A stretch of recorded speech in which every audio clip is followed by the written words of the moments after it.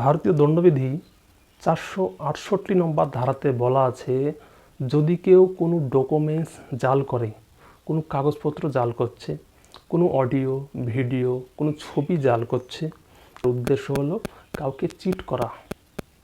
কীরকমভাবে চিট করা? সে চিট যে কোনো রকমভাবে হতে পারে। কোনো রকম কাগজপত্র নকল করে সে কোনো সম্পত্তি হাতে নিতে পারে, সে কোনো টাকা হাতে নিতে পারে, বা কারো কোনো রকম ভিডিও দেখিয়ে কোনো রকম তাকে ব্ল্যাকমেল করতে পারে।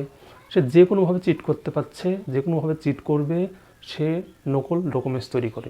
যদি এরকমভাবে কেউ নকল ডকুমেন্টস তৈরি করে, কোনো অডিও ভিডিও ছবি নকল করে কাউকে চিট করছে, এর জন্য ভারতীয় দণ্ডবিধি 468 নম্বর ধারা অনুযায়ী 7 বছরের জেল এবং সঙ্গে জরিমানা হবে। ভারতীয় আইন বাংলায় সুন্দরভাবে জানতে হলে এই চ্যানেলটির সঙ্গে থাকুন। লাইক, শেয়ার, ফলো করে রাখুন।